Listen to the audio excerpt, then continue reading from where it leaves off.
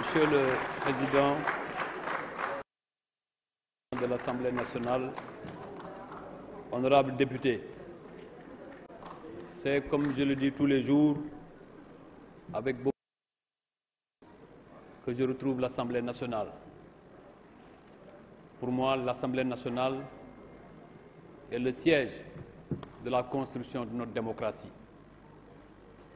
Des indépendances à nos jours, c'est ici, dans cet hémicycle, que les plus grands débats dans la construction de notre démocratie ont été.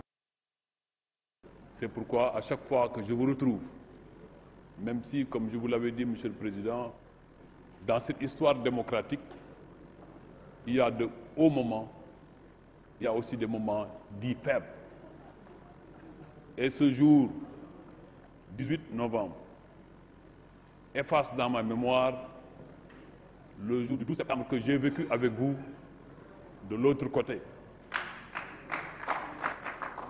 dans une ambiance correcte, dans une ambiance apaisée. Nous avons su aujourd'hui montrer que le Sénégal est un pays de grands hommes où les gens peuvent avoir des positions divergentes, mais qu'ils peuvent se parler. Monsieur le Président, nous avons entendu des propositions constructives. Nous avons entendu des suggestions, des félicitations. Nous avons aussi entendu des critiques. Monsieur le Président, c'est pourquoi j'ai encore une fois l'occasion de vous féliciter pour votre brillante élection. Parce que dans l'histoire, vous avez été le président de l'Assemblée nationale le mieux élu. Parce que, et moi-même, en tant que député occasionnel, j'ai participé à ce vote fait de courage et de détermination. C'est ça aussi un pays démocratique. Par moment, il se peut qu'il y ait des difficultés réglées par les lois et règlements de ce pays. C'est pourquoi, Monsieur le Président, je voudrais rendre grâce à Allah. Je devrais commencer par là. Mais aussi remercier le président Macky Sall, qui, de par sa volonté aujourd'hui, je suis là en face de vous. Et c'est pourquoi je continuerai à magnifier, à travailler pour continuer à mériter de cette confiance, parce que c'est lui, dépositaire de la confiance populaire, par un taux de 58% depuis les dernières élections. moo tax, Monsieur le Président, li ma fi dégg yépp ma kontaan ci loolu, mais danaa ko diviser ci 4 parties. Première partie ay considération générale, yeneen ñetti parties programme bu nekk bu nga xam ne mu ngi suñu ministère ma indi ci ay tontu. danañ ma baal nag ku ci nekk bëggoon naa jaar sa tur ak sa sant fàttali sa question, mais temps bi du ma ko may. moo tax ma bëgg tënk loolu li ñu def ci commission yi bind courrier danaa tontu ci question yépp, mais danaa ñëwaat après plénière parce que man liggéeyuma pour benn plénière. man lu may ñaan yàlla mooy 2023 ma ñëwaat fii ci confiance du président Macky Sall, 2024 ma ñëwaat fii ci confiance du président Macky Sall, ci 2025 ma ñëwaat fii par la confiance du président Macky Sall. moo tax lépp lu ma fi wax rek dama ko bëgg lépp lu ma fi bëgg a wax rek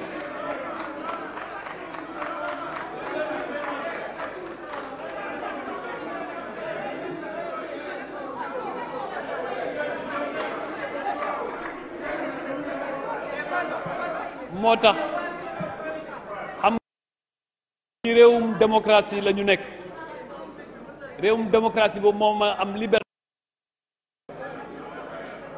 bi ñuy wax lu bëri danaa tontu ci lépp.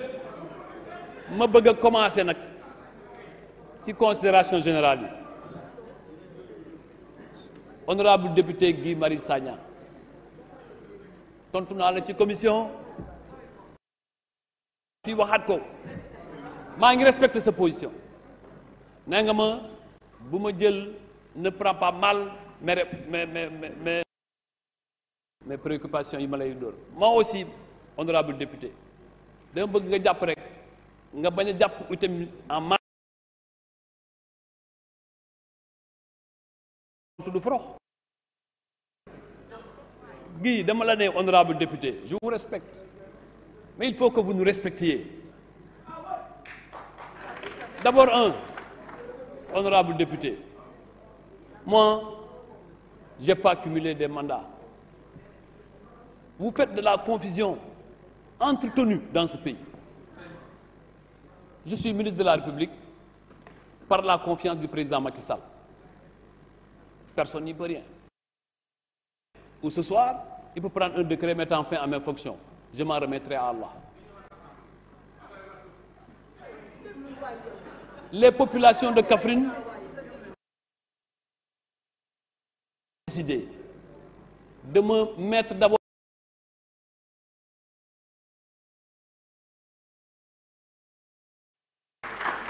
Ça, honorable Guy Marius Sagna, si vous respectez les lois et règlements de ce pays, dont vous devrez être les contrôleurs, vous devez respecter cette volonté des Kaffrinois de me mettre à la tête de leur ville. Moi, j'ai respecté la volonté des Ziguinchorois de vous conduire à l'Assemblée nationale, même si je ne l'avais pas voulu. Je voudrais aussi que vous respectiez les Kaffrinois qui ont voté pour moi. Et je voudrais porter à votre attention, honorable Guy Marius Sagna. Je suis ministre de la République, je suis maire de Kaffrine. J'ai renoncé à tout salaire. J'ai renoncé à aucun litre de carburant. Aucun de mes déplacements n'est payé par la mairie de Kaffrine. Le cabinet du maire de Kaffrine a 0 franc comme carburant. Je suis un modèle de sacrifice. Je ne suis pas quelqu'un qui a renoncé à ses salaires et qui paye des billets d'avion par la mairie de sa commune. Je vous le dis. Je veux qu'on soit clair. Je respecte votre position. Je veux qu'on respecte ma position. La troisième, Guy Marius Sagna, honorable Guy Marius Sagna. Lorsque je termine mes activités, ou bien lorsque j'ai ma vie privée à organiser, je suis libre d'aimer le football. Comme vous aimez votre frappe. Mais respectez votre frappe. Et laissez-moi avec ma fédération. Ce sont les clubs du Sénégal. C'est par la volonté des clubs du Sénégal, y compris le Casa Sport, le Santhiaba de Ziguinchor, l'Olympique de Ziguinchor, par la volonté de tous ces clubs, que je suis là où je suis. Et là où je suis aussi à la fédération, honorable Guy Marius Sagna. Honorable Guy Marius Sagna, là où je suis à la fédération, je ne reçois ni per diem, ni indemnité, ni quoi que ce soit. Je le fais parce que simplement j'aime ce pays et j'aime ma passion. J'aurais été mal à l'aise, honorable député, si aujourd'hui, par une de ces activités, un de mes chantiers ne soit pas bien tenu. À la mairie de Kaffrine, si vous avez l'occasion d'y aller, parce que vous avez quand même fréquenté Koungheul, allez là-bas, vous verrez que je ne suis pas loin d'être l'un des meilleurs maires de ce pays. Ça vous faut pas, mais l'autre à la fédération de football, l'histoire a fait que je fais partie de ceux qui ont amené ici la Coupe d'Afrique et qui l'ont mis entre les mains du président de la République. Maintenant, Guy, dimbali ma nag kaffrinisation du ministère nag dama lay leeral parce que moi je suis un administrateur civil. Mais un administrateur civil qui a été enseignant, secrétaire d'administration. Xam nga ñu bëri par la volonté de Dieu pour arriver au sommet ñii dañuy jël escalier loolu suma maam Abdoulaye moo ñu ko jàngal ñii dañuy jël escalier ñii dañoo jël ascenseur ci mbirum yàlla la man jëluma escalier jëluma ascenseur damaa bëriwu ba àgg fi ma àgg ma ànd ca gëm yàlla nag ministère bi ma jiite parce que boo waxee lii mu dem ci askan wi dana am lu mu nurool te ci réew la ñu nekk te dañu war a sàmm les équilibres de la République man Kaffrine laa judd et je suis fier d'être Kaffrinois mais mon ministère ici les gens qui sont ici mon secrétaire général est de Thiès mon directeur de l'urbanisme est de Diourbel l'administrateur du fonds pour l'habitat social est de Gossas le directeur du cadre de vie est de Tambacounda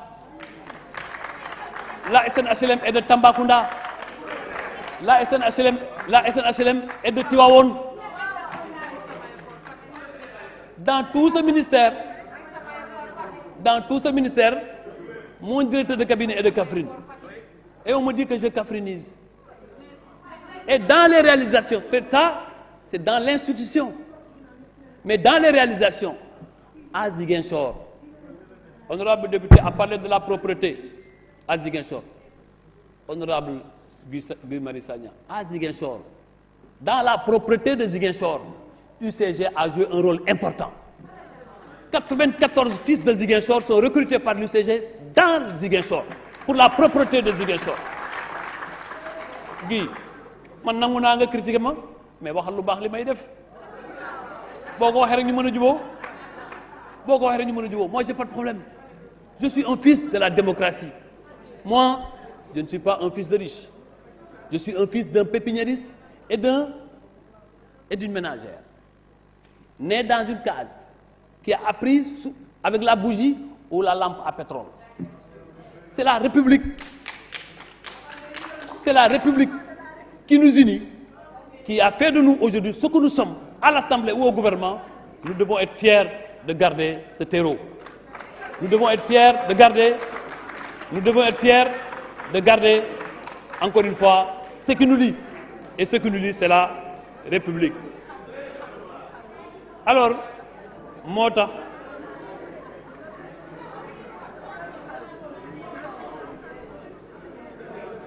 beneen bi Assemblée nationale boo fi ñëwee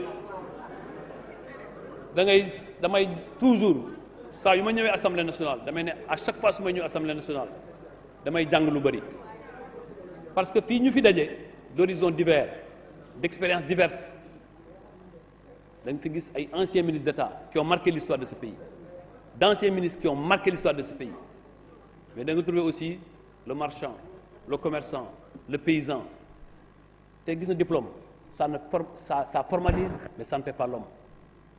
Il y a beaucoup d'intelligence ici yu nga xam ne ku ci nekk ci ñun def ci war a jàng pour ëllëg moo tax à chaque fois su ma ñëwee assemblée damay teg déglu di taataan xel ak xam-xam fu mu mënta jóge parce que ñi nekk opposition tey ñun ñi ñoo fa nekkoon te xam luy opposition te ñu bind suñu constitution que l'opposition est un rouage essentiel dans la construction de la démocratie. Donc c'est pourquoi je respecte toutes les positions, mais je veux aussi en contrepartie qu'on respecte nos positions. Alors ci yenn question yu jëm ci cadre de vie maa ngi féliciter di remercier député yépp ci liñ ci wax